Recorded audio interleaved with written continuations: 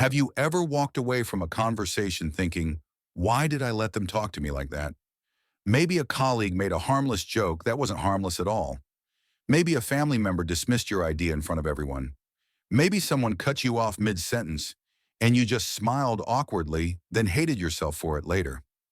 We all say that sentence in our heads, next time I'll handle it differently.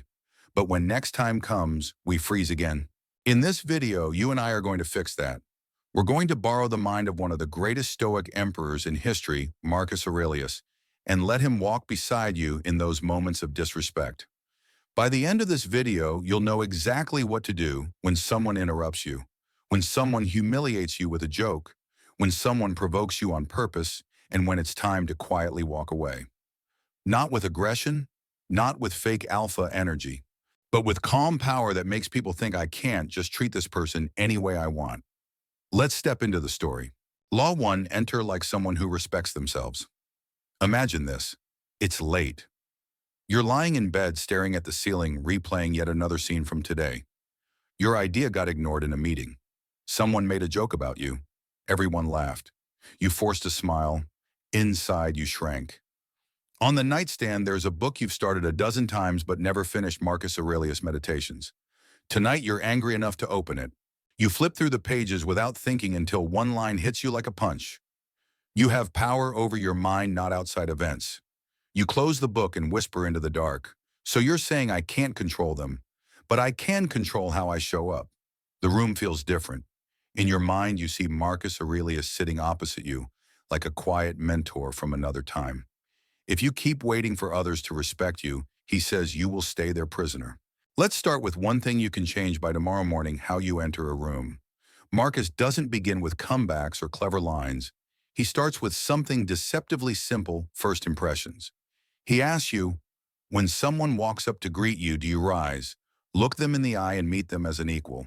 Or do you stay half sitting, half present, pretending you're invisible? Most people think respect starts with powerful words.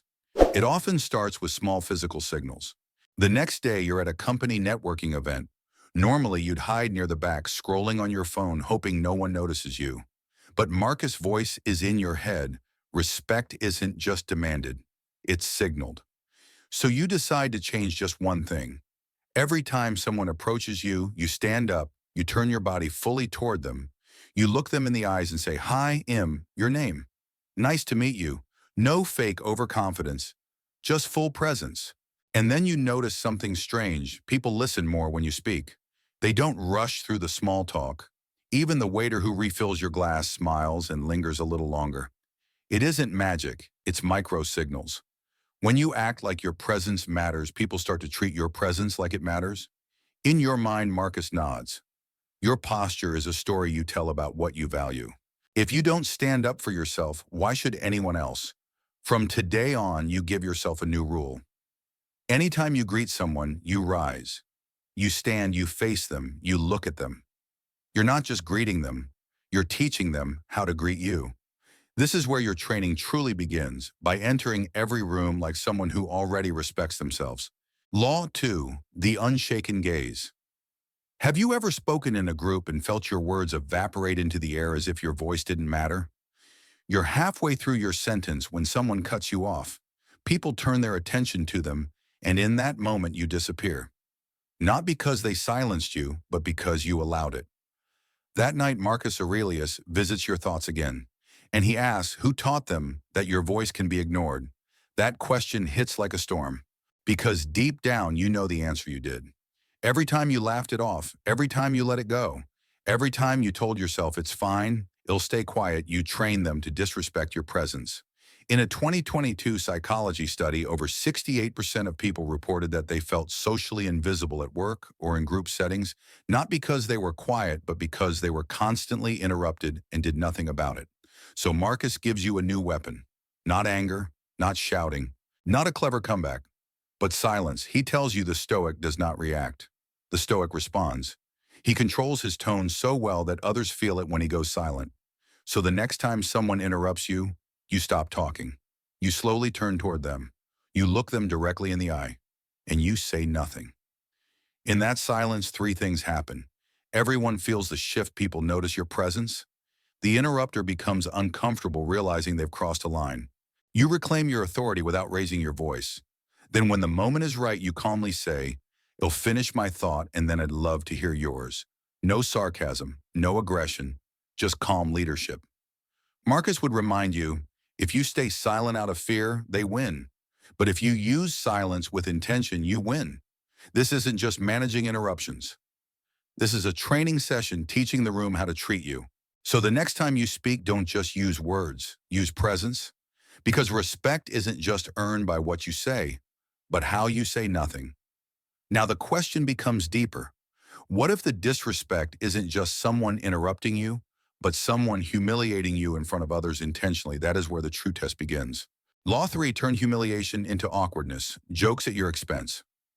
There is a special kind of silence, the one that falls after people laugh at you. Not with you, at you.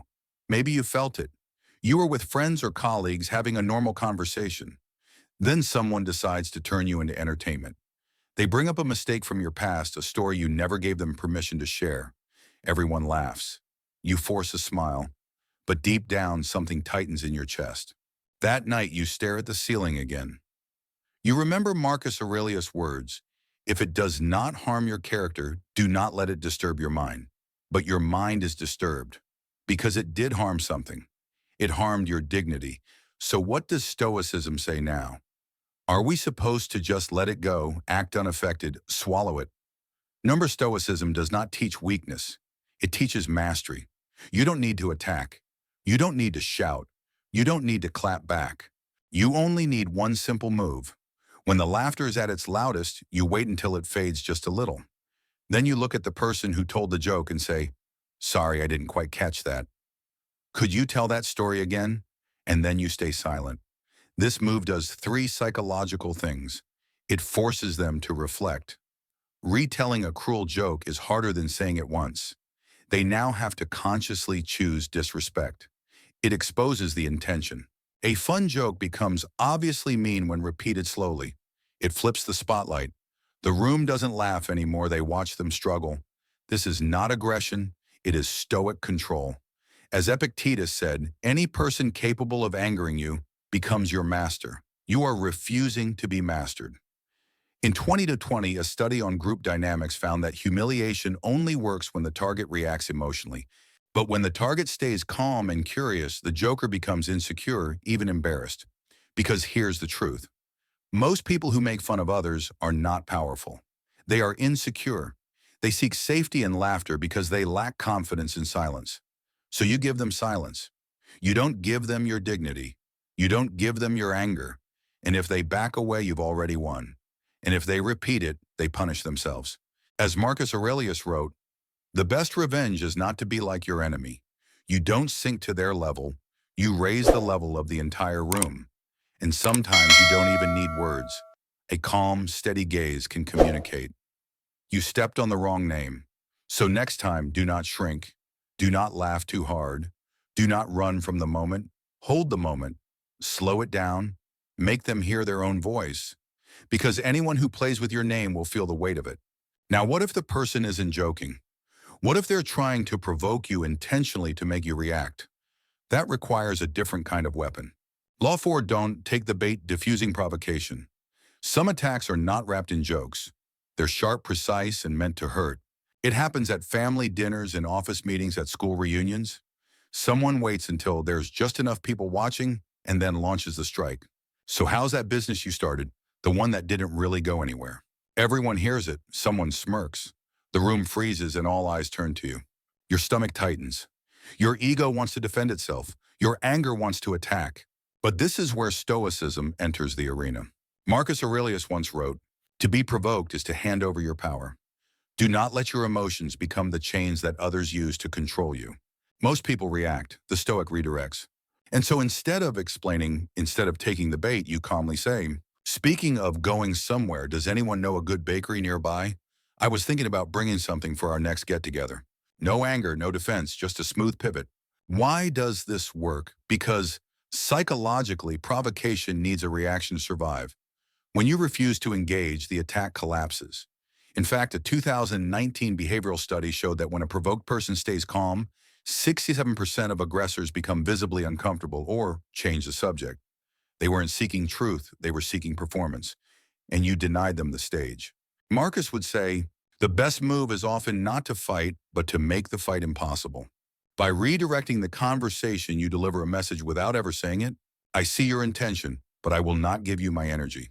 This is not avoidance, it's control. It's psychological judo. Because the moment you argue, you're no longer defending your dignity, you're defending your ego. And once ego is on trial, emotion takes the stand and logic leaves the room. The provoker doesn't need your explanation. They want your reaction. So don't give it. When you choose calm redirection, the entire room watches something rare. A person refusing to be dragged into emotional mud. A person powerful enough to stay clean without needing to get loud. As Epictetus warned, if you wish to improve, be content to be thought foolish by others. Sometimes walking away from the argument is the smartest argument. So next time someone tries to pull you into a trap, pause, breathe, smile slightly, and change the subject with ease. You didn't run from the moment, you reframed it. And when the room sees you handle provocation with calm respect, enters quietly and stays. But there is one more level. What if disrespect doesn't come in single comments but slowly poisons your environment month after month? Then you face the toughest Stoic test of all. Law 5, the walkaway rule, the ultimate boundary. This is the final test, not the loud one, but the quiet one. Not an attack in a moment, but erosion over time. Because sometimes disrespect doesn't appear as a sharp insult. It appears as silence when your ideas are spoken, as laughter when your dreams are shared, as dismissal when your effort is shown. And you begin to wonder, maybe the problem is me. That is the most dangerous moment. Not when others doubt your value, but when you start to doubt it yourself. Marcus Aurelius warned, the soul becomes dyed with the color of its thoughts. If you stay in darkness too long, your light begins to fade. So here's the truth, the hardest truth of Stoicism. You are not required to stay where your soul is shrinking. Maybe it's the boss who mocks you in every meeting. Maybe it's friends who only remember you when they need something. Maybe it's a relationship that keeps asking you to become smaller just so someone else can feel bigger. You've tried speaking clearer. You've tried standing taller. You've tried being more patient. Still nothing changes. So one day you don't explain. You don't argue.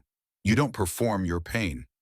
You just quietly decide, I will no longer invest energy where I'm only tolerated. And in that moment, something incredible happens.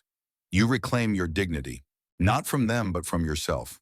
Walking away is not weakness. It is the highest form of self-respect. As Epictetus said, you may not control all events, but you can decide not to be reduced by them. So the next time you feel the slow poison of disrespect, you don't beg. You don't chase.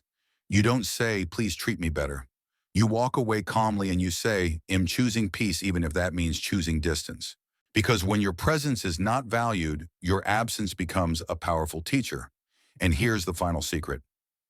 People often start respecting you the moment you stop asking for it. That's not ego, that's alignment. You didn't escape the battlefield, you simply realized it was never worth fighting in. Sometimes the greatest act of strength is closing the door gently and not waiting for it to open again. So remember this, being absent and respected is better than being present and diminished. Your life is not a courtroom. Your worth is not on trial. There is no jury to convince. There is only one person whose verdict matters you.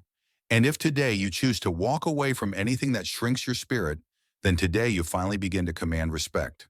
Not by force, not by words, but by how you walk away and where you choose to walk toward. If you're still here, it means a part of you is done with being treated like you don't matter. And that alone is the beginning of your transformation. Before you leave this video, remember the 5 laws of commanding respect. Enter like someone who respects themselves. Use the unshaken gaze when you're interrupted. Turn humiliation into awkwardness. Could you repeat that? Don't take the bait. Redirect the conversation. When respect never comes, walk away. But above all, do the inner work, reflect, refine, raise your standards. Because the world doesn't give you what you want, it gives you what you believe you deserve. And when you start respecting yourself from the inside, it becomes almost impossible for people to disrespect you on the outside. If this message speaks to you, don't let it fade away. Let this be your first act of strength. Subscribe to Making Life Better. Turn on the notification bell, and in the comments, write one single word that seals the promise you make to yourself today. Respect not just as a word, but as a commitment to how you will live from this day forward. Because starting now, you are not just asking for respect. You are becoming the kind of person who makes respect the only reasonable response.